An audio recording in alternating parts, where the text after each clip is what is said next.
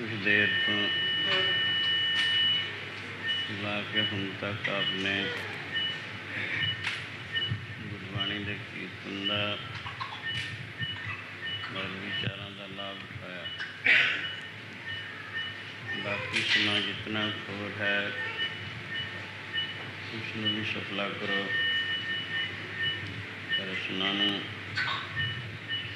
सफला पवित्र करने वास्ते शब्द बोलिया करो। पहले दास बोलिया करेगा, फिर सब भाई, तीसरे पासे सब बीबी बज के बोलिया करो।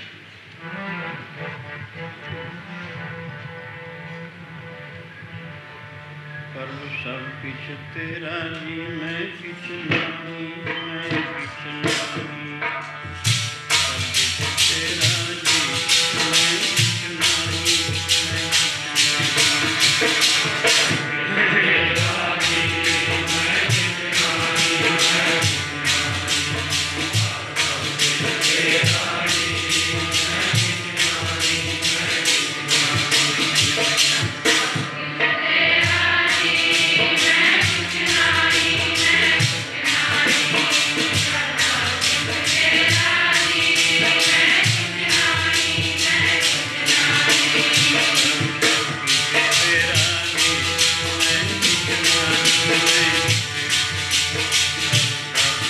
तेरा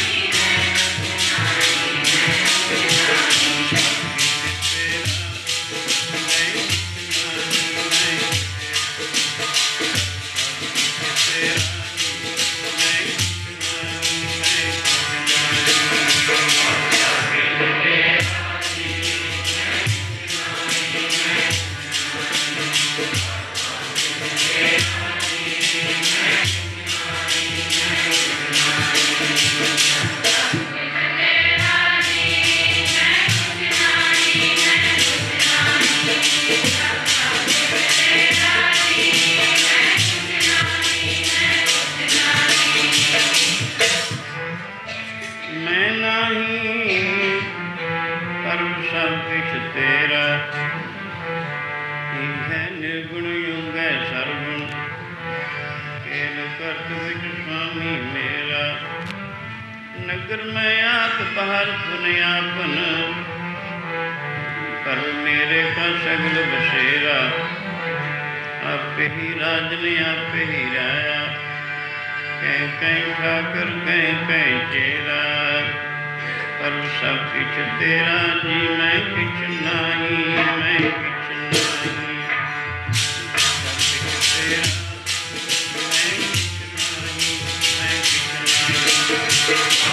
मैं किछ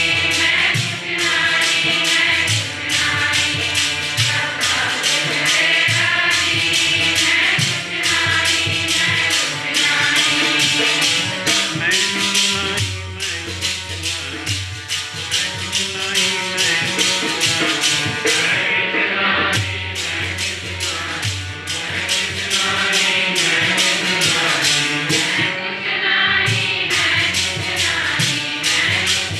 मैं किछ नहीं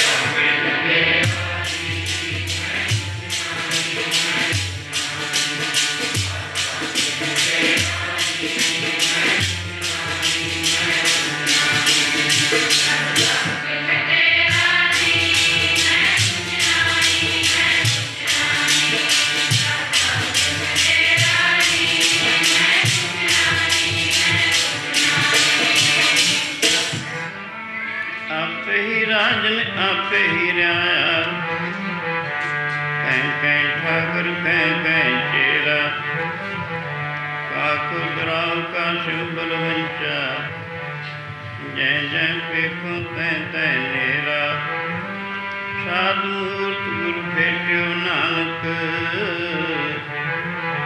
मिल सागर बूंद नहीं अनहेरा पर सब कुछ तेरा जी मैं किछ नहीं मैं किछ नहीं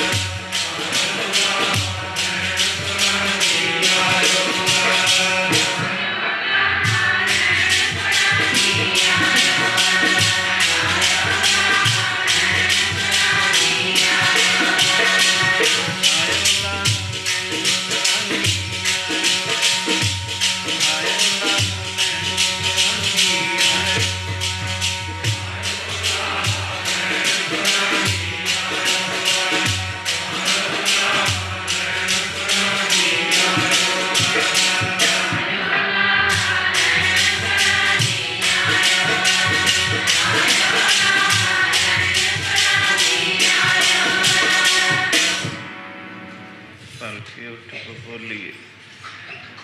बिन बुझे मुग्ध अयान, सो प्रभ चित न आयो छुटेगी बेबान। सतगुर सेती चित लाए सदा सुधारन मान। कानी तू आयो लाहा लैन, लगा कित को फकड़े समुखदी चली रैन।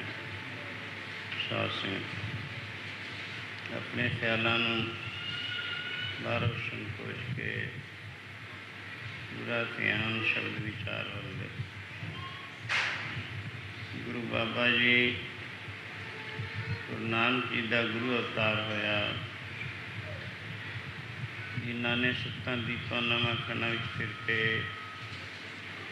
जिहड़े बिल्कुल भुलड़ जीव सन उन्होंने वाहिगुरू दे लड़ लाया। जिन्हों के रस्ते विच कोई रुकावटां आईयां सन, इस परमार्थक मार्ग विच उन्होंने दूर किया। जिहड़े गलत रस्ते रिद्धी सिद्धी आदि मार्ग विच पै के अपने रस्ते नूं शांतमई तो अशांतमई बना बैठे सन, उन्होंने दस्या परम पद सिद्धि सिद्धि तो दूर है, उस रस्ते विच प्रवृत्त किया। इं आप जी ने बेअन जीवन का तारे गने जात न तारे गने जात। आसमान दे विच तारे की गिनती हो सकती है, लेकिन जितने कदम जीव गुरु बाबे ने तारे उनकी गिनती होनी बहुत महान है। इन संसार दे विच गुरु जी ने पैदल या शक्ति द्वारा कई चक्कर लगाए। एक दफ़ा एक थां जंगल में बैठे हैं, मरदाना कीर्तन कर चुका, अर्ज करदा गरीब नवाज, जे कोई शहर पिंड या बस्ती आउंदी है, तुसीं कहंदे हो बाहर बाहर चलो, हाँ रोइयां विच ही नहीं फिरदे हो, मौसम खराब है, बरसात का मौसम है, कुछ समा किसी नगर या शहर विच रह के गुजार लेना चाहिए। गुरु जी ये वचन सुन के सामने एक कोई आदमी आ रहा सी, छतरी लगी है, चिट्ठियों का थैला पाया, गोडे गोडे पानी में छपल छपल करता आउंदा है। कहण मरदाने और देखदा है कौन आ रहा है। मरदाना कहेगा महाराज हाँ कोई डाकी है, पोस्टमैन है, चिट्ठी रसा है, चिट्ठियां थैला पाया है। कहन लगे मीह पैंदे विच छतरी लगी है, गोडे गोडे पानी में क्यों छपल छपल करता जाता है। महाराज सरकार का नौकर है, वेड़े सिर चिट्ठियाँ पहुँचाउणियां हैं थाई थाई, अगर ऐसा नहीं करेगा तनख्वाह कित्थों मिलेगी, तनख्वाह नहीं मिलेगी, अपना तो बाल बच्चे का गुजारा किवें करेगा। इस करके इसनों इहो जिहे मौसम वगैरह का ख्याल नहीं करना बनता। गुरु जी कहणगे भाई मरदाना ये तो दुनियावी झूठी सरकार का नौकर है, असीं रब दे नौकर, असीं भी थां थां निरंकार का संदेश फिर के दुनिया में देना है। दुनिया भुली फिरदी है, गलत रस्तियां ते पै रही है, अंदरों मना करके जलते बलते छड़ते हैं, नरकां दे गामी बन रहे हैं। असीं उन्हां नूं बचाउणा है निरंकार का संदेश दे के। साडे वास्ते भी इहो जिहे मौसम वगैरह का कोई ख्याल नहीं करना पड़ता। इन्ना कहने गुरु जी कहणगे मरदाने रवा बठा जिन्हां रोइयां नूं जंगलों बियावाना पसंद नहीं करता, पर यह तो भागां वाले हैं। इन्हां विच बैठ के रब दे प्यारिਆਂ ने बड़िया बड़िया लंबियां समाधियां लाइयां, बड़ी बंदगी की, तो इन्हों भागां वाले बनाया। ऐ कहने गुरु जी के चेहरे की रंगत बदल गई, ਅੱਖਾਂ ਵਿੱਚੋਂ ਵਾਹਿਗੁਰੂ ਦੇ ਪਿਆਰ ਵਿੱਚ 2000 ਟੇਪੇ ਅੰਸਾਂ ਦੇ ਗਿਰੇ। ਮਰਦਾਨੇ ਨੇ ਰਬਾਬ ਛੇੜਿਆ, ਹਜ਼ੂਰ ਨੇ ऐसे उच्चारण किया। तब दर्शन के ताई थया दीवाना, थया दीवाना। तब दर्शन के ताई थया दीवाना, थया दीवाना।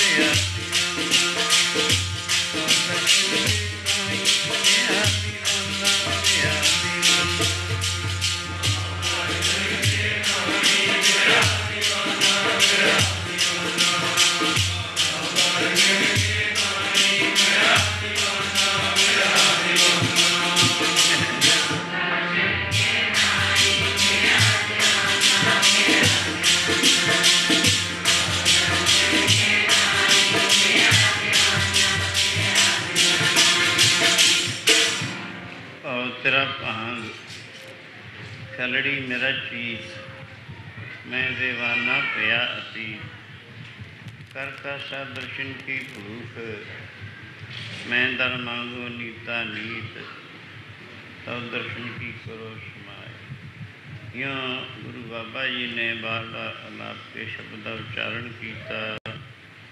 मर्दाने ने रबाब बजाया। फिर शब्द की समाप्ति हुई। गुरु जी उठ खड़े हुए, कहने चल मर्दानिया, तेरा ख्याल बस्तियां देखण दा है। शहर बस्तियां पिंड तेनों चंगे लगते हैं, पर शहरां दा और उजाड़ां दा मुकाबला कर दो। क्यों गुरु जी अगे पिछे भाई वाला ते मर्दाना। रस्ता किते साफ आ जाता है, किते चिक्कड़ है, किते बहुत ज़्यादा पानी। यूँ गुरु जी सवेर ते शाम तक, दोपहर तो शाम तक चले गए। सूरज के छिपा का वक्त है। सामने एक छोटा जिहा पिंड नज़र आया, जिहड़ा सारा ही ठगां दा सी। अल्फ ते ये तक ठग उन्हां दा काम सी। कोई मुसाफिर उनके काबू आया, उसने ख़त्म किया, सारा माल तालुक किया। यूँ उन्होंने अज तक पता नहीं कितने कुछ तो खून किए सन। ठगां दा पिंड। उन्होंने वेख के गुरु जी हास रस विच मर्दाने नूं कहने, मर्दानिया और सामने पिंड है, बस्ती है, उसका ते उस उजाड़ का मुकाबला कर लवी। यूँ हास रस विच कहंदे उत्थे पहुँचे। सत्थ विच कई ठग मुखी ठग बैठे हैं। उन्होंने उठ के देखिया, इन्हां दे चेहरिਆਂ ते बड़ा जलाल है। उपरों तो इन्हां पास कोई बहुता फैलाव वाला ਸਾਮਾਨ ਨਜ਼ਰ ਨਹੀਂ ਆਉਂਦਾ, ਪਰ ਇਹਨਾਂ ਪਾਸ ਦੂਜਾ ਧਨ ਜ਼ਰੂਰ ਹੈ। ਇਹ ਲੋਕ ਚਿਹਰੇ ਦਾ ਅਨੁਮਾਨ ਲਗਾਇਆ ਕਰਦੇ ਹਨ। ਇੰਨਾ ਕਹਿੰਦੇ ਹੋਏ ਉੱਠ ਕੇ ਆਪ ਨੂੰ ਇੱਕ ਬੈਠਕ ਵਿੱਚ ਲੈ ਗਏ, ਬਿਸਤਰਾ ਵਿਛਾ ਕੇ ਬੈਠ 'ਤੇ ਬਿਠਾਇਆ। ਭਾਈ ਬਾਲਾ ਮਰਦਾਨਾ ਹਜ਼ੂਰ ਦੇ ਚਰਨਾਂ ਸੱਜ ਗਏ। ਕਹਿਣਗੇ ਦੱਸੋ ਜੀ, ਜਲ ਛਕੋਗੇ ਜਾਂ ਦੁੱਧ ਵਗੈਰਾ? ਗੁਰੂ ਜੀ ਕਹਿੰਦੇ ਕੁਛ ਨਹੀਂ ਛਕਣਾ। ਜਵਾਬ ਦੇ ਦਿੱਤਾ। ਫਿਰ ਉਸ ਤੋਂ ਬਾਅਦ ਕੁਛ ਦੇਰ ਬਾਅਦ ਆ ਕੇ ਕਹਿਣਗੇ ਇਸ਼ਨਾਨ ਵਗੈਰਾ ਦੇ ਵਾਸਤੇ ਦੱਸੋ, ਕਿਵੇਂ ਠੰਡੇ ਪਾਣੀ ਨਾਲ ਕਰਨਾ ਹੈ, ਗਰਮ ਨਾਲ ਕਰਨਾ ਹੈ? ਗੁਰੂ ਜੀ ਕਹਿੰਦੇ ਇਸ਼ਨਾਨ ਵੀ ਨਹੀਂ ਕਰਨਾ। ਇਉਂ ਹੌਲੀ ਹੌਲੀ ਸਮਾਂ ਤੁਰਿਆ ਜਾਂਦਾ ਹੈ। ਕੁਛ ਰਾਤ ਪੈ ਗਈ, ਅੰਧੇਰਾ ਜਿਹਾ ਹੋ ਗਿਆ। ਆ ਕੇ ਕਹਿਣਗੇ ਜੀ ਭੋਜਨ ਵੀ ਤਿਆਰ ਹੈ, ਹੁਕਮ ਹੋਵੇ ਇੱਥੇ ਹਾਜ਼ਰ ਕਰੀਏ, ਨਹੀਂ ਭੋਜਨਸ਼ਾਲਾ ਵਿੱਚ ਚੱਲ ਕੇ ਛਕ ਲਓ। ਗੁਰੂ ਜੀ ਕਹਿਣਗੇ ਬਈ ਭੋਜਨ ਵੀ ਨਹੀਂ ਛਕਣਾ। ਖੈਰ ਉਹ ਇੰਨੀ ਗੱਲ ਕਹਿ ਕੇ ਬਾਹਰ ਗਏ। ਮਰਦਾਨਾ ਕਹਿਣਗੇ ਮਹਾਰਾਜ ਜੇ ਆਪ ਨੂੰ ਨਹੀਂ ਕੁਛ ਭੁੱਖ ਵਗੈਰਾ, ਤਾਂ ਮੈਨੂੰ ਤਾਂ ਬੜੀ ਡਾਢੀ ਭੁੱਖ ਲੱਗੀ, ਮੈਨੂੰ ਤਾਂ ਕੁਛ ਨਾ ਕੁਛ ਖਾਣ ਵਾਸਤੇ ਮਿਲਣਾ ਚਾਹੀਦਾ। ਗੁਰੂ ਜੀ ਕਹਿੰਦੇ ਮਰਦਾਨਿਆਂ, ਇਹ ਪਿੰਡ ਹੈ ਠੱਗਾਂ ਦਾ। ਇਹਨਾਂ ਦਾ ਕੰਮ ਕੀ ਹੈ? ਜੇ ਕੋਈ ਮੁਸਾਫਰ ਇਹਨਾਂ ਦੇ ਕਾਬੂ ਆਇਆ, ਉਸਨੂੰ ਇਹ ਕਈ ਤਰੀਕੇ ਸੇ ਖਤਮ ਕਰਕੇ ਉਸਦਾ ਧਨ ਦੌਲਤ ਲੁੱਟਦੇ ਹਨ। ਹੁਣ ਇਹਨਾਂ ਨੂੰ ਅਨੁਮਾਨ ਹੈ ਤੁਹਾਡੇ ਉੱਪਰ ਚਿਹਰੇ ਦੇਖ ਕੇ ਵੀ ਇਹਨਾਂ ਦੇ ਪਾਸ ਬਹੁਤ ਸਾਰਾ ਧਨ ਹੈ। ਹੁਣ ਇਹ ਕੋਸ਼ਿਸ਼ ਕਰਦੇ ਨੇ, ਪਹਿਲੇ ਤਾਂ ਇਹਨਾਂ ਨੇ ਜੇ ਪਾਣੀ ਦੁੱਧ ਵਗੈਰਾ ਛਕਾਉਣਾ ਸੀ, ਜਿਸ ਨੂੰ ਅਸੀਂ ਜਵਾਬ ਦਿੱਤਾ, ਉਹਦੇ ਵਿੱਚ ਜ਼ਹਿਰ ਮਿਲਿਆ ਸੀ। ਦੂਜੇ ਇਸ਼ਨਾਨ ਵਗੈਰਾ ਵਾਸਤੇ ਜੇ ਪਾਣੀ ਵਗੈਰਾ ਦਿੰਦੇ, ਉਹਦੇ ਵਿੱਚ ਵੀ ਇਹੋ ਜਿਹਾ ਕੁਛ ਸੀ। ਹੁਣ ਭੋਜਨ ਹੈ, ਇਹਦੇ ਵਿੱਚ ਵੀ ਜ਼ਹਿਰ ਮਿਲਾ ਕੇ ਦੇਣ। ਇਹ ਚਾਹੁੰਦੇ ਨੇ ਕਿਵੇਂ ਨਾ ਕਿਵੇਂ ਖਤਮ ਹੋਣ, ਅਸੀਂ ਇਹਨਾਂ ਦਾ ਦੂਜਾ ਧਨ ਲੁੱਟ ਲਈਏ। ਜੇ ਤੇਰੀ ਖੁਸ਼ੀ ਹੈ ਖਾਣ ਪੀਣ ਦੀ, ਮੰਗਵਾ ਦਿੰਦੇ ਹਾਂ, ਗੱਲ ਇਹੋ ਜਿਹੀ ਹੈ। ਮਰਦਾਨਾ ਸੁਣ ਕੇ ਡਰ ਗਿਆ। ਕਹਿਣਗੇ ਤਾਂ ਮੈਂ ਕੁਛ ਨਹੀਂ ਛਕਣਾ ਚਾਹੁੰਦਾ। ਇਹੋ ਜਿਹੀ ਗੱਲ ਹੈ। ਕਹਿਣਗੇ ਗੱਲ ਇਹੋ ਜਿਹੀ ਹੈ, ਹਾਂ ਕਰਤਾਰ ਦੇ ਰੰਗ ਦੇਖੀ ਚੱਲ, ਜਿਵੇਂ ਜਿਸ ਵਾਸਤੇ ਸਾਨੂੰ ਇੱਥੇ ਲਿਆਇਆ। ਇਉਂ ਉਹ ਲੋਕ ਬਾਹਰ ਚਲੇ ਗਏ। ਬਾਹਰ ਖਲੋ ਕੇ ਗੱਲਾਂ ਬਾਤਾਂ ਕਰਨ ਲੱਗੇ ਵੀ ਇਹੋ ਜਿਹੇ ਮੁਸਾਫਰ ਹਨ। ਅੱਗੇ ਜੇ ਕੋਈ ਆਉਂਦਾ ਜਿਹੜੀ ਚੀਜ਼ ਦਿੰਦੇ ਖਾ ਲੈਂਦਾ, ਪੀ ਲੈਂਦਾ, ਇਹ ਕਿਸੇ ਵਸਤੂ ਨੂੰ ਅੰਗੀਕਾਰ ਨਹੀਂ ਕਰਦੇ। ਇੱਕ ਕਹਿੰਦਾ ਬਈ ਇਹ ਤਾਂ ਸੁਣੀ ਹੈ, ਸਰਕਾਰ ਦੇ CID ਹਨ, ਖੁਫੀ ਹੈ, ਸਾਡਾ ਭੇਦ ਲੈਣ ਵਾਸਤੇ ਆਏ ਹਨ, ਤਾਂ ਹੀ ਕੁਛ ਖਾਂਦੇ ਪੀਂਦੇ ਨਹੀਂ। ਪਾਸ ਹੀ ਦੂਸਰਾ ਬੋਲ ਉੱਠਿਆ, ਕਹਿਣਗਾ ਕੋਈ ਗੱਲ ਨਹੀਂ, ਜੇ ਨਹੀਂ ਖਾਂਦੇ ਪੀਂਦੇ ਅਸੀਂ ਹੋਰ ਇਲਾਜ ਵੀ ਜਾਣਦੇ ਹਾਂ। ਹਾਂ ਰੱਸੇ ਰੁੱਸੇ ਤਿਆਰ ਕਰੋ। ਮੁੰਡਿਆਂ ਨੂੰ ਕਹਿਣ ਲੱਗੇ ਨੌਜਵਾਨਾਂ ਨੂੰ, ਨੂਰ ਕੇ ਖ਼ਤਮ ਕਰੋ, ਦੇਖੋ ਤਾਂ ਅਸੀਂ ਚਿਹਰੇ ਕਿਵੇਂ ਦਮਕਦੇ ਨੇ, ਥੋੜ੍ਹਾ ਜਿਹਾ ਤਨ ਥੋੜ੍ਹਾ ਇਹਨਾਂ ਦਾ, ਪਤਾ ਨਹੀਂ ਕਿਹੋ ਜਿਹੇ ਕੁਝੇ ਲਾਲ ਹੋਣਗੇ ਨਾ ਪਾਸ। ਇਉਂ ਗੱਲਾਂ ਬਾਤਾਂ ਉਹਨਾਂ ਨੇ ਸ਼ੁਰੂ ਕੀਤੀਆਂ। ਉਹਨਾਂ ਨੂੰ ਕਿਹਾ ਤੁਸੀਂ ਰੱਸੇ ਰੁੱਸੇ ਤਿਆਰ ਕਰੋ। ਇਸ ਤਿਆਰੀ ਵਿੱਚ ਲੱਗੇ। ਗੁਰੂ ਜੀ ਕਹਿਣਗੇ ਮਰਦਾਨਾ ਬਈ ਹੁਣ ਰਬਾਬ ਆਪਣਾ ਉਠਾ ਜ਼ਰਾ। ਮਰਦਾਨੇ ਨੇ ਰਬਾਬ ਸੰਭਾਲਿਆ। 1:30 ਪਹਿਰ ਰਾਤ ਚਲੀ ਗਈ ਸੀ। ਗੁਰੂ ਜੀ ਨੇ ਉਸ ਮੌਕੇ ਉੱਚੀ ਸੁਰ ਵਿੱਚ ਇੱਕ ਸ਼ਬਦ ਦਾ ਉਚਾਰਨ ਕੀਤਾ। ਫਿਰਦੇ ਠਗਵਾੜਿਓ ਵੇਖੀ ਨਾ ਠਗਿਆ ਜਾਈ, ਫਿਰਦੇ ਠਗਵਾੜਿਓ ਵੇਖੀ ਨਾ ਠਗਿਆ ਜਾਈ, ਫਿਰਦੇ ਠਗਵਾੜਿਓ ਵੇਖੀ ਨਾ ਠਗਿਆ ਜਾਈ, ਫਿਰਦੇ ਠਗਵਾੜਿਓ ਵੇਖੀ ਨਾ ਠਗਿਆ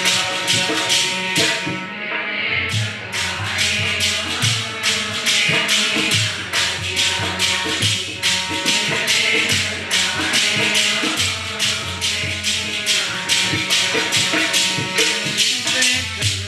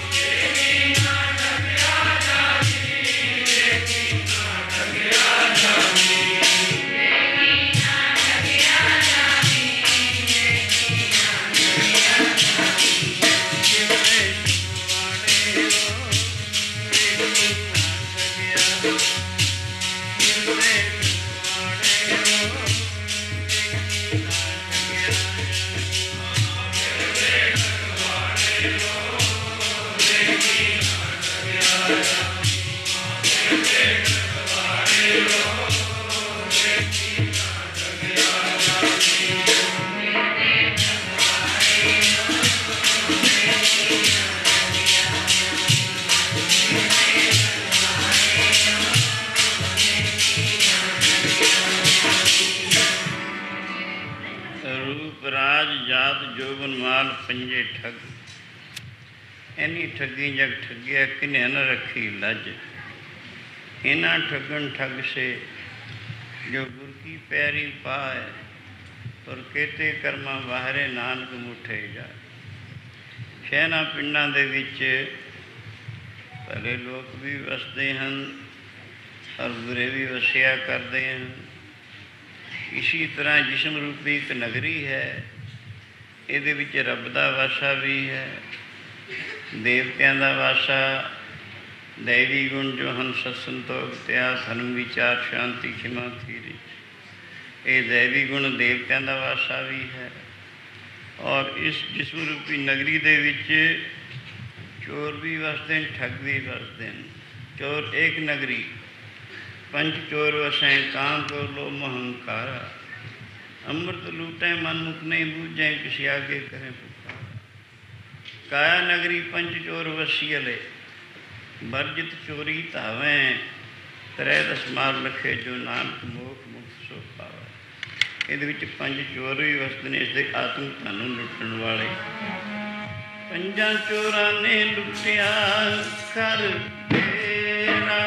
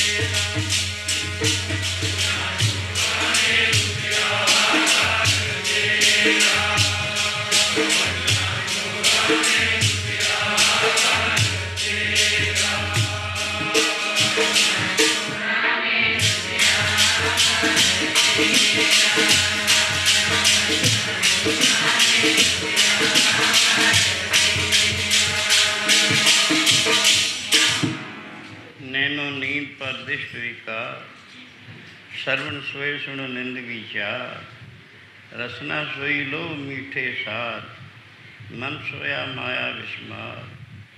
सगल सहेली अपने रसमाती, ग्रह अपने की खबर न जाती। मूसनहार पंच पटवारे, सूने नगर परे ठगियारे, उनते राखे बाप न माई, उनते राखे मीत न पाई। दर्भ सियानत न हुए रहते, साध संग हुए दुष्ट वस होते। कर कृपा में सारिंग पाम, संतन सूर सर्व निधान। सावत पूंजी सतगुर संग, नानक जागे पावन के रंग। सो जागे जिस पर कृपाल, ए पूंजी सावत कंगाल। पंचकाम कुल ओंकार पंच चोर। इन्हां ने आत्म धन, जो जीव का असली धन है, इसको लुट के इसनों कंगाल कर देता है। भीखा भुखा को नहीं, सबकी गठड़ी लाल। गठड़ी खोलना जानते तांते थे कंगाल। ये शरीर के पंच कोशां दे विच छुपिया है बड़ा बेकीमता लाल, परमेश्वर रूपी लाल। पर इसकी खबर नहीं और इसनों लुटण हारे पंज चोर।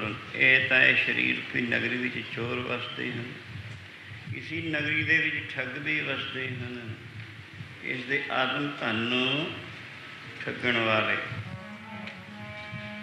फिरदे ठगवाड़े, ओ वेखी ना ठगिया जावे। फिरदे ठगवाड़े, वेखी ना ठगिया जावे। फिरदे ठगवाड़े, ओ वेखी ना ठगिया जावे। फिरदे ठगवाड़े, ओ वेखी ना ठगिया जावे।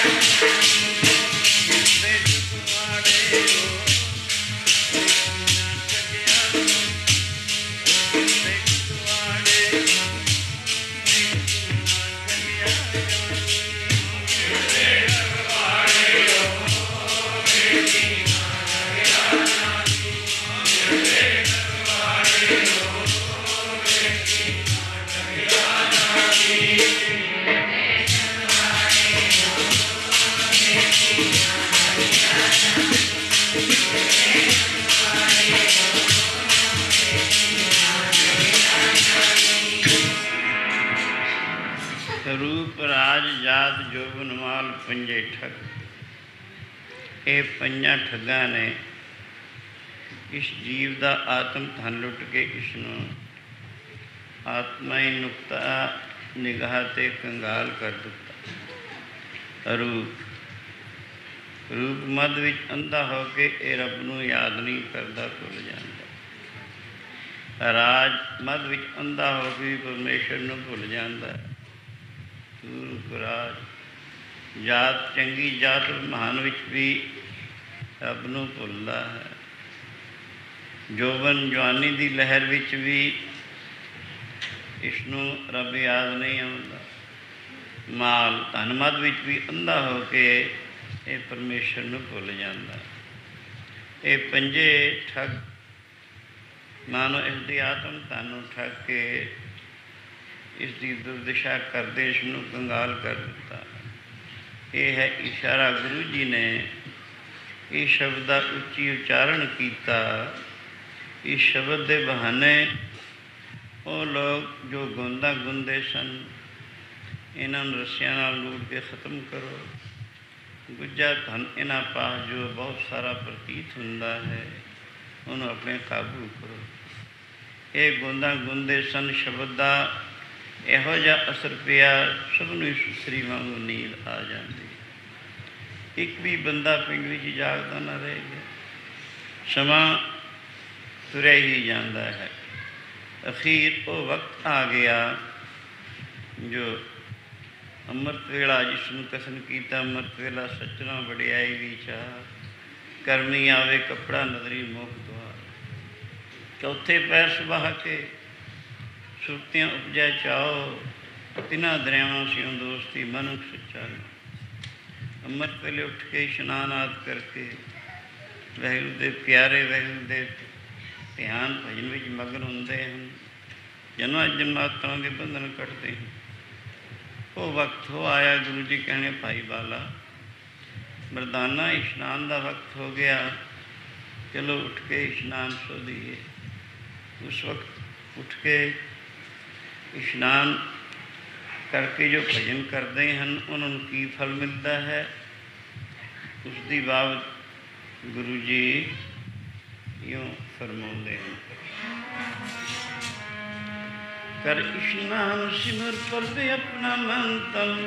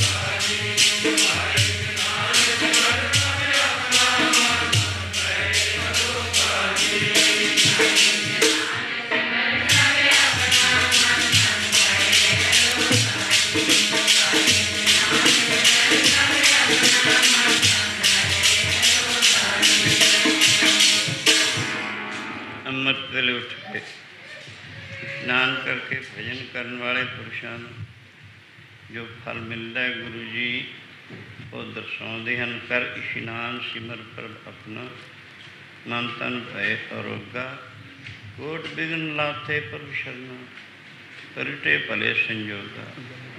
अमृत वेले उठ के इशनान करके जो सिमरन करते हैं उन्होंने मन और तन दोनों अरोगता हासिल होती है। तन करके रोग सारे ही जानते हैं पर मन के रोगों बहुत घट लोग जानते हैं। हाँ, तन के रोगों मन के रोग ज़्यादा दुखदाई और खतरनाक हैं, बल्कि अगले जन्म का सबब भी मन के ही रोग हैं। अमृत वेले इशनान करके भजन करने वाले ने मन तन दोनों किस्म रोगों की निवृत्ति होंगी है। और तीसरा लाभ की होंगे, कोट बिघन लाथे प्रभु शरणा, परटे भले संजोगा। यूँ प्रभु की शरण अपने आप में गरा के उन्होंने विवहार और परमार्थ में जो बहुत सारे विघन आते हैं उन्होंने सहज ही निवृत्ति होंगी चली जाती है। यानी इंसान की किस्मत अच्छी बनती है। वो वक्त को आया गुरु जी उठे भाई बाला ना ते मरदाना नाल लैके पिंडा के नेड़े नेड़े खूह होंगे सी। इशनान आर सोधिया समान गड़वा डोरी आदि नाल होंदा ही सी, क्योंकि आप जी थां तो विचरते सी। इशनान करके गुरु जी फिर अपने आश्रम से चौंकड़ा लगा के बिरती नूं समष्टि व्यष्टि स्थूल सूक्ष्म कारणात प्रपंच तो संकोच के आनंदा सागर जो वाहिगुरु उस लीन करके समाधिष्ट हो जाते हैं। भाई बाला और मरदाना ये भी दोनों श्वास श्वास सिमरन करना शुरू कर देंगे हैं। गुरु चरणों के ध्यान में मगन होंगे हैं। मरदाने ने हुक्म सी गुरु जी का, भावें कोई शहर है भावें पिंड है, भावें बस्ती है भावें उजाड़ है, भावें कोई श्रोता है भावें नहीं है, तू रोज़ श्री आसा जी की वार का कीर्तन कराया कर। आसा जी की वार सारिया आसा पूरिया करने वाली, जो रोज़ इसका कीर्तन करते सुनते या इसका पाठ करते हैं उसे कामी पुरुषों को कामना की दाता है, निष्काम पुरुषों को विवेक की दाता है। उस आसा जी की वार का कीर्तन मरदाने ने शुरू किया। बिरती नूं बाणी का रूप बना के चित बिरती कही द्रवीभूत चीज़ है, जिस वस्तु का प्यार नाल चिंतन करती उसका रूप ही बन जाया करती है। यूँ चित बिरती नूं बाणी का रूप बना के मरदाने ने यूँ कीर्तन विच महल हो के कीर्तन समाधि विच कीर्तन किया। समा तुरया ही जाता है चिड़ी चौकी को फुटी, बगन बहुत तरंग अचरज रूप संतन रचे नानक नामे रंग। अखीर सूरज की टिक्की चढ़ियाई मरदाना सूरज की टिक्की चढ़न सारी भोग पा दिया करता।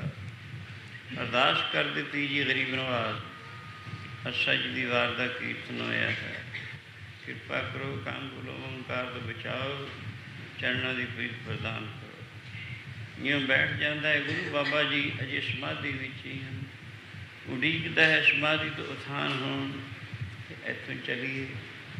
हाँ, यूँ कुछ मिनटों तो बाद गुरु बाबा जी ने नेत्र कमल खोले, इधर उधर तकिया, कहने लगे भाई वाला मरदाना उच्ची उच्ची पिंड विच कीर्तन होया पर श्रोता कोई नहीं दीदा। ये कहने लगे भाई वाला मरदाना गरीब नवाज श्रोता कोई नहीं आया। की कारण महाराज भाग बंदे मनमुख भाग दी होनिया तिख मोया कंधी पास, दरिया के किनारे बैठा है, ठंडा पानी दरिया का चल रहा है, प्यासा मरी जाता है, पानी का बुख भर के पी नहीं सकता। इहो जी हालत इन्हां दी है। इस करके मंद भाग होने करके इन्हों तो लाभ नहीं उठाया गया। यूँ गुरु जी कहने लगे चलो मंद भागी ने शब्द पढ़ के गुरु जी इतों चलन की तैयारी करते हैं। भाग जिन्हां दे मंदे दित्ती बांग जागदे, भाग जिन्हां दे मंदे दित्ती बांग जागदे,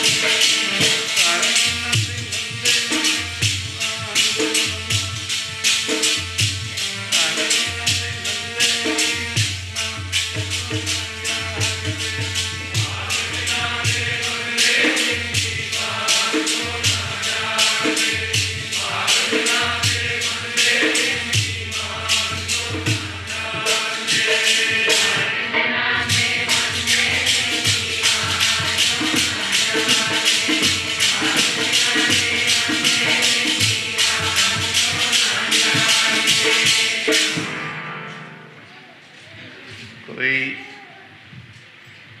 राजा अपने शीश महल में सुता पिया,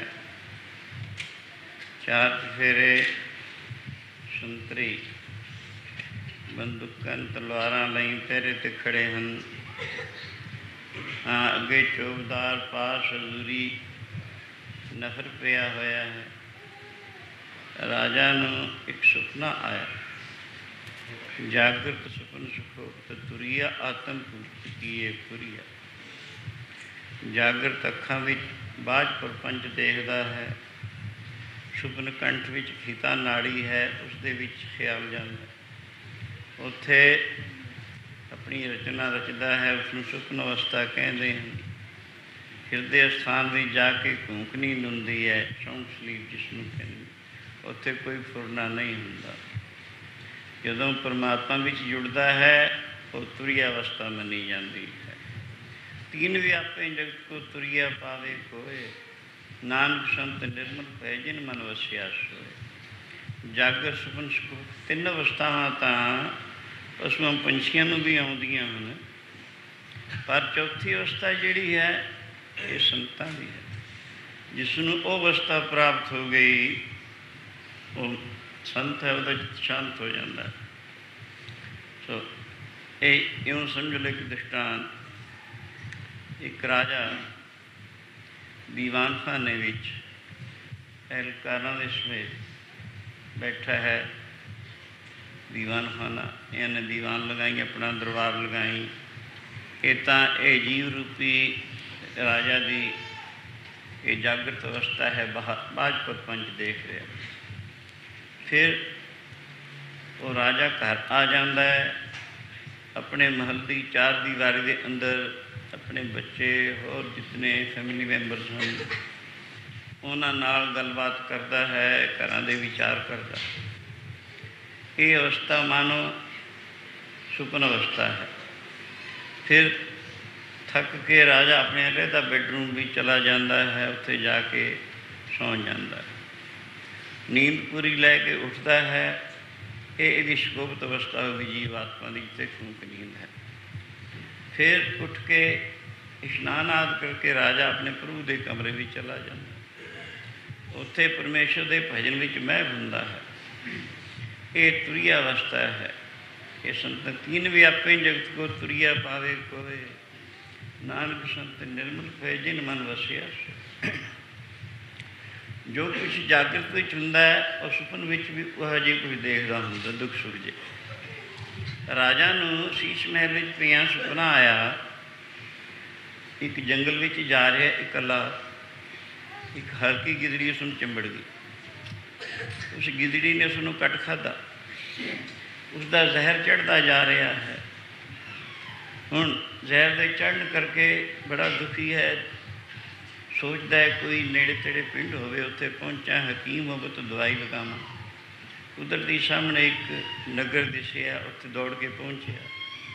ਉੱਥੇ ਲੋਕ ਬੈਠੇ, ਉਹਨੂੰ ਕਹਿਣ ਲੱਗਾ ਜਾ ਇੱਥੇ ਕੋਈ ਹਕੀਮ ਹੈ? ਉਹਨਾਂ ਵਿੱਚ ਇੱਕ ਕਹਿਣ ਲੱਗਾ ਪਰਲੇ ਪਾਸੇ ਹਕੀਮ ਦੀ ਦੁਕਾਨ ਹੈ, ਉੱਧਰ ਜਾਓ। ਉੱਥੇ ਪਹੁੰਚਾ, ਹਕੀਮ ਨੂੰ ਕਹਿਣ ਲੱਗਾ ਵੀ ਮੈਨੂੰ ਹਲਕੀ ਗਿਦੜੀ ਨੇ ਕੱਟ ਲਿਆ, ਮੇਰੇ ਦਵਾਈ ਲਗਾ ਦੇ, ਜ਼ਹਿਰ ਚੜ੍ਹਦਾ ਜਾਂਦਾ, ਨਹੀਂ ਮੈਂ ਮਰ ਜਾਵਾਂਗਾ। ਹਕੀਮ ਕਹਿਣ ਲੱਗਾ 2 ਪੈਸੇ ਘੱਟ ਦਵਾਈ ਮਿਲੇਗੀ। ਪੈਸਾ ਕਹਿਣ ਲੱਗਾ ਮੇਰੇ ਪਾਸ ਕੋਈ ਨਹੀਂ, ਬਾਹਰ ਖਜ਼ਾਨੇ ਭਰੇ ਪਏ, ਗਿਦੜੀ ਉੱਥੇ ਪਹੁੰਚ ਨਹੀਂ ਸਕਦੀ, ਲੇਕਿਨ ਸੁਪਨੇ ਦੀ ਖੇਡ ਦੇਖ ਰਿਹਾ ਹੈ। ਕਹਿਣ ਲੱਗਾ ਪੈਸਾ ਮੇਰੇ ਪਾਸ ਕੋਈ ਨਹੀਂ, ਦਵਾਈ ਲਗਾ ਦੇ, ਜ਼ਹਿਰ ਚੜ੍ਹਦਾ ਜਾਂਦਾ। ਹਕੀਮ ਕਹਿਣ ਲੱਗਾ 2 ਪੈਸੇ ਘੱਟ ਤਾਂ ਦਵਾਈ ਮਿਲੇਗੀ, 2 ਪੈਸੇ ਨਹੀਂ ਉਹਦੇ ਕੋਲ। ਸੁੱਤੇ ਪਿਆਂ ਕੋਲੇ ਬਾਹਰ ਖਜ਼ਾਨੇ ਭਰੇ ਪਏ ਨੇ, ਅੰਦਰ 2 ਪੈਸੇ ਨਹੀਂ ਸੁੱਤੇ ਪਏ ਕੋਲ। ਅਖੀਰ ਜ਼ਹਿਰ ਚੜ੍ਹਦਾ ਗਿਆ, ਉਹ ਰੋਣ ਲੱਗ ਪਏ, ਜਿਵੇਂ ਸੁਪਨੇ ਬਣਾਉਣ ਲੱਗ ਪੈਂਦੇ ਆ। ਜਦੋਂ ਰੋਣ ਲੱਗ ਪਿਆ, ਹਜ਼ੂਰੀਆ ਸੇਵਕ ਪਾਸ ਪਿਆ ਸੀ, ਉਸਨੇ ਸੋਚਿਆ ਸਰਕਾਰ ਨੂੰ ਕੋਈ ਬੁਰਾ ਸੁਪਨਾ ਆ ਗਿਆ, ਇਹਦਾ ਇਲਾਜ ਕੀ ਹੈ? ਜਗਾ ਦੇਣਾ। ਜਿਹੜਾ ਸੁਪਨੇ ਵਿੱਚ ਦੁਖੀ ਹੋ ਰਿਹਾ ਹੈ, ਬਰੜਾ ਰਿਹਾ ਹੈ, ਪਾਸ ਕੋਈ ਜਾਗਦਾ ਆਦਮੀ ਪਿਆ ਹੋਵੇ, ਉਸ ਨੂੰ ਜਗਾ ਦੇਵੇ, ਉਸਦਾ ਦੁੱਖ ਦੂਰ ਹੋ ਜਾਂਦਾ, ਹੋਰ ਕੋਈ ਉਪਾਅ ਨਹੀਂ ਹੁੰਦਾ। ਸੰਯੋਗ ਕਰਕੇ ਜਗਾ ਦਿੱਤਾ ਜਾਵੇ ਸਰਕਾਰ ਨੂੰ, ਬਿਹਤਰ ਹੈ, ਇਹਨਾਂ ਸੁਪਨਾ ਟੁੱਟ ਜਾਏਗਾ, ਦੁੱਖ ਦੂਰ ਹੋ ਜਾਏਗਾ। ਪਹਿਲਾਂ ਤਾਂ ਹੌਲੀ ਹੌਲੀ ਚਰਨ ਨੂੰ ਹੱਥ ਲਾ ਕੇ ਜਗਾਉਣ ਦੀ ਕੋਸ਼ਿਸ਼ ਕੀਤੀ, ਲੇਕਿਨ ਜਾਗ ਨਹੀਂ ਆਈ।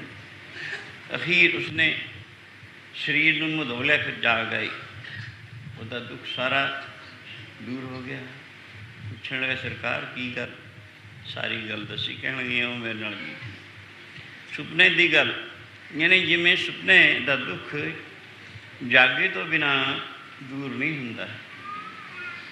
ਸੋ ਜਗਾਊ ਕੌਣ? ਜਿਹੜਾ ਪਾਸ ਜਾਗਦਾ ਪੁਰਸ਼ ਹੋਵੇ। ਸੁੱਤਾ ਪਿਆ ਸੁੱਤੇ ਪਿਆ ਨੂੰ ਜਗਾ ਨਹੀਂ ਸਕਦਾ। ਇਸੀ ਤਰ੍ਹਾਂ ਹੀ ਇਹ ਜੀਵ ਨੂੰ ਅਵਿਦਿਆ ਰੂਪੀ ਨੀਂਦ ਵਿੱਚ ਸੰਸਾਰ ਸੁਪਨਾ ਰਿਹਾ, ਇਹਦੇ ਦੁੱਖ ਤਕਲੀਫਾਂ, ਦੁੱਖ ਸੁੱਖ ਬਹੁਤ ਦੇਖ ਰਿਹਾ ਹੈ। ਸੰਤ ਜਨ ਔਰ ਸਤ ਸ਼ਾਸਤਰ, ਵੇਦ ਸ਼ਾਸਤਰ, ਗੁਰਬਾਣੀ ਇਸ ਨੂੰ ਜਗਾਉਣ ਵਾਸਤੇ ਉੱਚੀਆਂ ਉੱਚੀਆਂ ਆਵਾਜ਼ਾਂ ਦਿੰਦੇ ਹਨ। ਕੋ ਕਹਿੰਦੀਆਂ ਚਾਗਿੰਦੀਆਂ ਮਤੀ ਦਿੰਦੀਆਂ ਨਿੱਤ, ਜੋ ਸ਼ੈਤਾਨ ਮਜਾਇਆ ਸੋ ਕਿਤ ਫੇਰੇ ਚਿੱਤ। ਕੂਕਾਂ ਮਾਰਦੇ ਨੇ ਵੇਦ, ਚਾਂਗਾ ਮਾਰਦੇ ਨੇ ਸ਼ਾਸਤਰ, ਮੱਤੀ ਦਿੰਦੇ ਨੇ ਸੰਤ ਮਹਾਤਮਾ, ਪਰ ਇਸ ਨੂੰ ਇਹ ਜੀ ਗੂੜੀ ਨੀਂਦ ਆਈਏ, ਜਾਗਦੀ ਨਹੀਂ।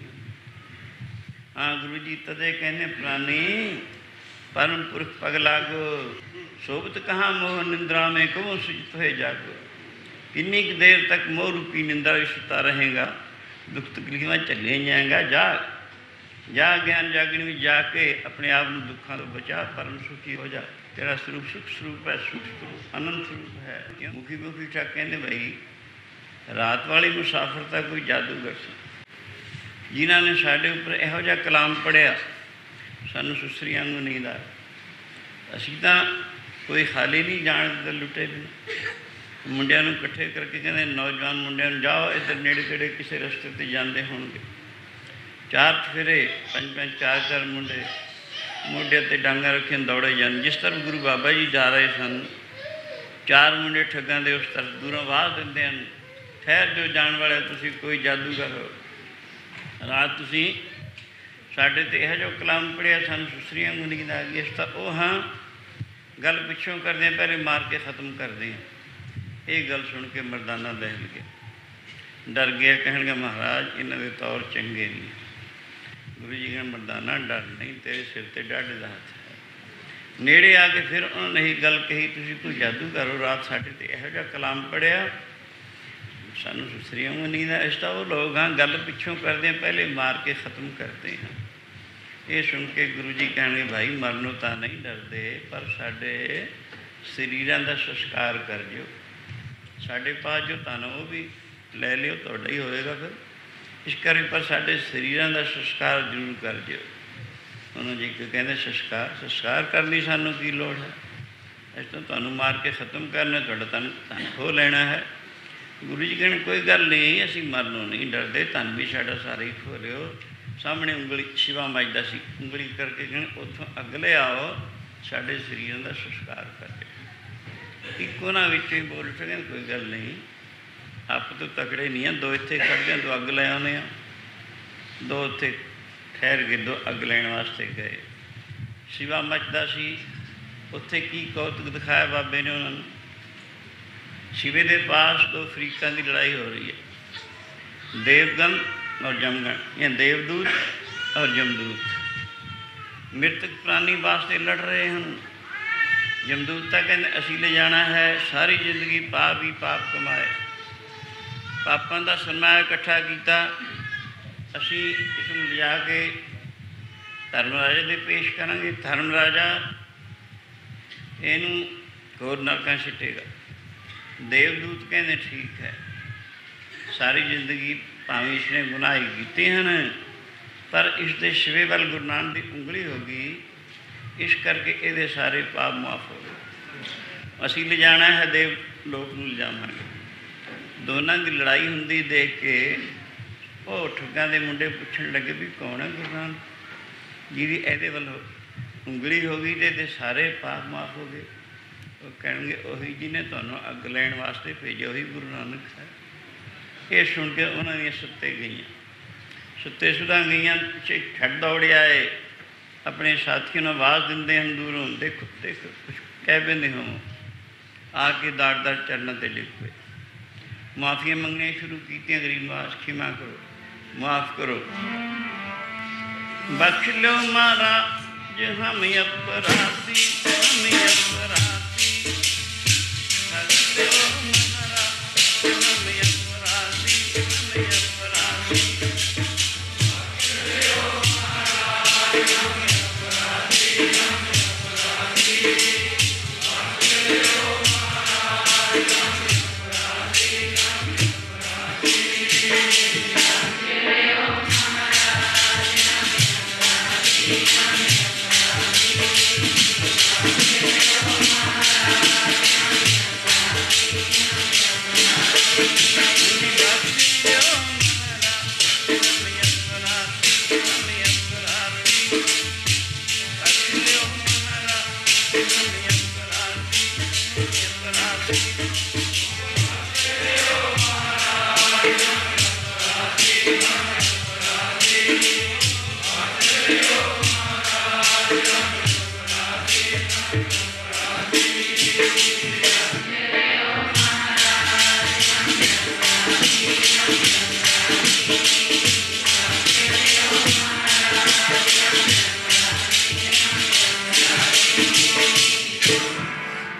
अपराधी गुनहगार हों बेमुख मंदा, चोरियार ज्वार हों पर कर जो हंदा, निंदक दुष्ट हराम खोर ठग देश ठगंदा, काम क्रोध मद लोभ मोह अहंकार करंदा, विश्वासघाती अकिरत कण मुख नर खंदा, सिमरन रीदा ठाड़िया सतगुर बख्श। गरीबनाथ बख्शो, क्षमा करो, आप दी एक उंगली होगी ਉਹਦੇ ਸਾਰੇ ਪਾਪ ਮਾਫ ਹੋ ਗਏ।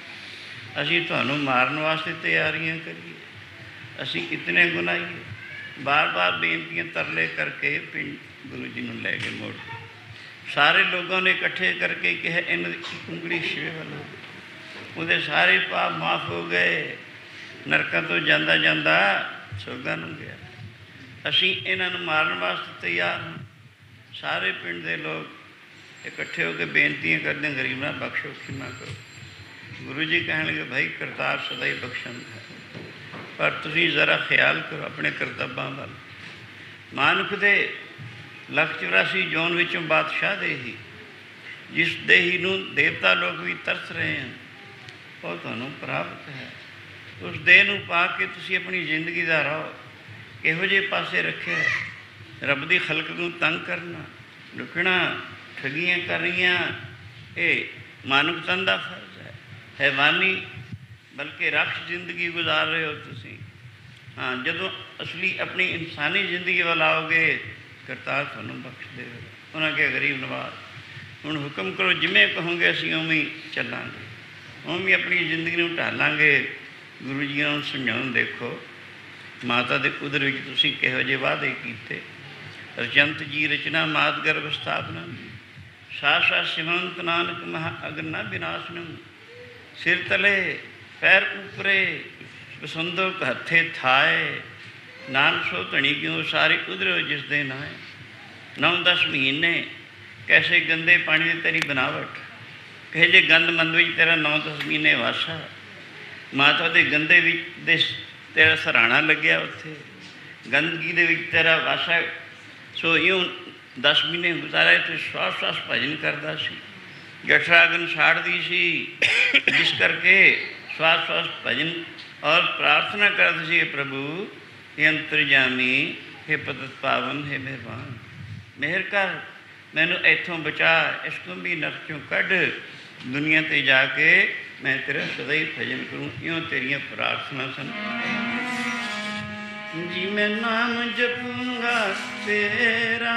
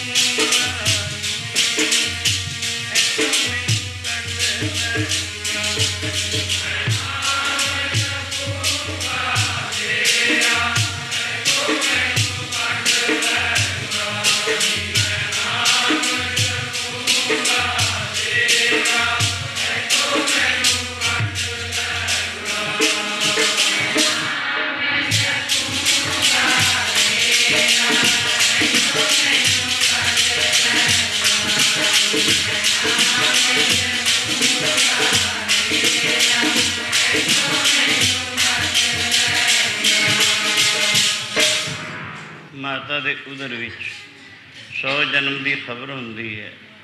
ਸਵਾਸ ਸਵਾਸ ਸਿਮਰਨ ਕਰਦਾ ਹੁੰਦਾ ਹੈ, ਇਉਂ ਪ੍ਰਾਰਥਨਾ ਕਰਦਾ, ਇਹ ਕੁੰਭੀ ਨਰਕ ਚੋਂ ਮੈਨੂੰ ਕੱਢ। ਦੁਨੀਆ 'ਤੇ ਜਾ ਕੇ ਮੈਂ ਤੇਰਾ ਸਦਾ ਹੀ ਭਜਨ ਕਰਾਂਗਾ। ਪਰ ਵਾਹਿਗੁਰੂ ਕਹਿੰਦਾ, ਇਹ ਦੁੱਖ ਵਿੱਚ ਤੂੰ ਜ਼ਰੂਰ ਇਉਂ ਕਹਿੰਦਾ, 8 ਪਹਿਰ ਭਜਨ ਕਰਾਂਗਾ। ਤੈਨੂੰ 3 ਗੱਲਾਂ ਦੱਸੀਆਂ ਜਾਂਦੀਆਂ ਹਨ।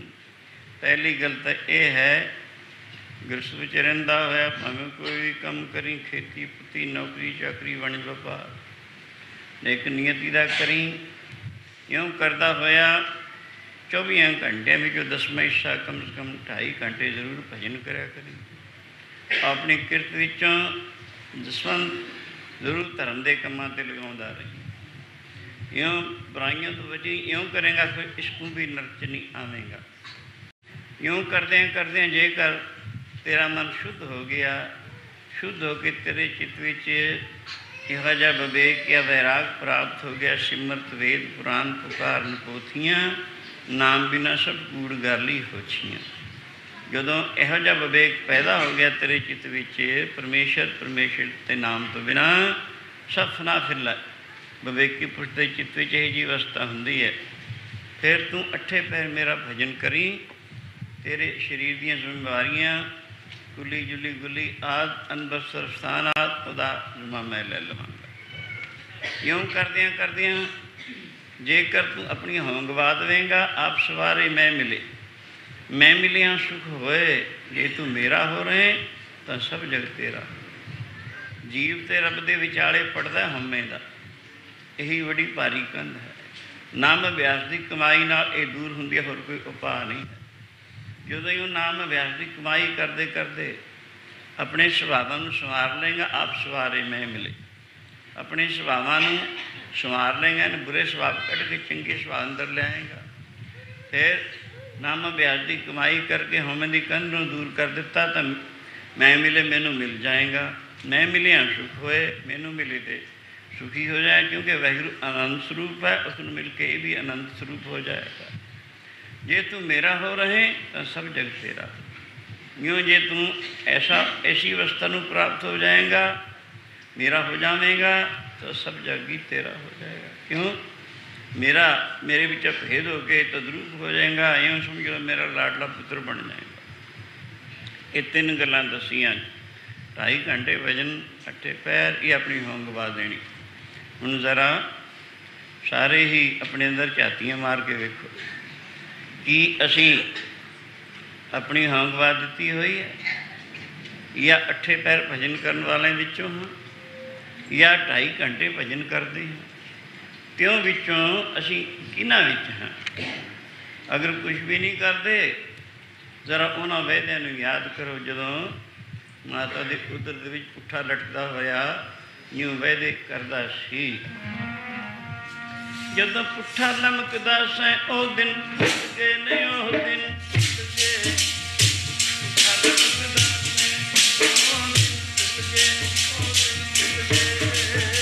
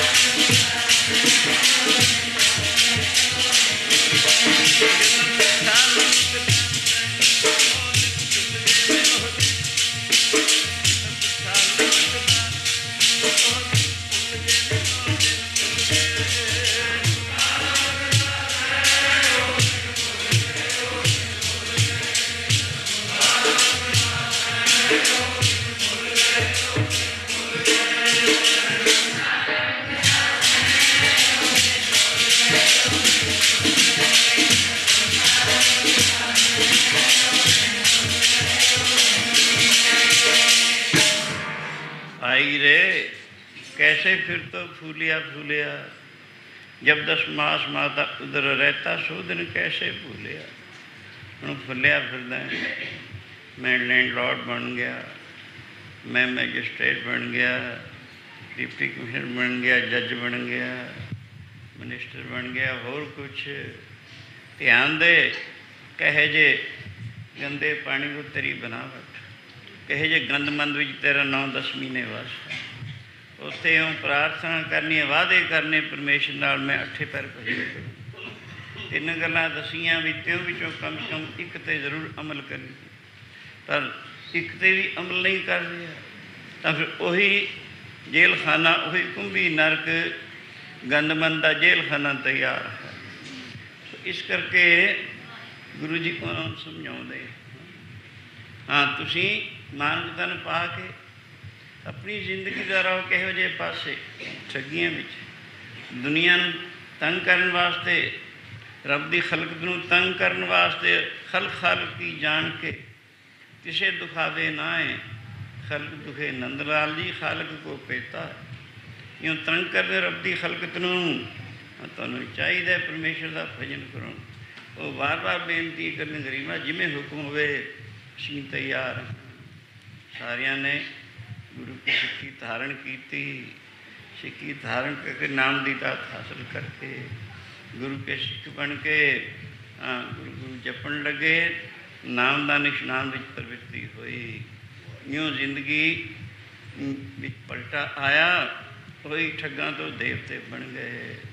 जिस वास्ते आए से उस कम विच लग के अपना लोक सुखी परलोक सुहेला कर लिया, क्योंकि ये आया इसी वास्ते है।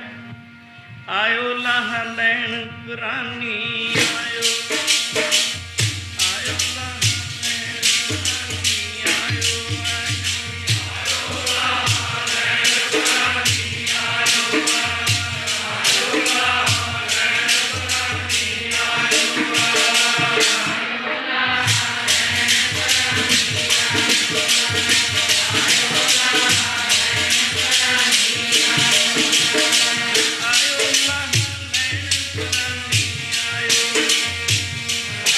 लाह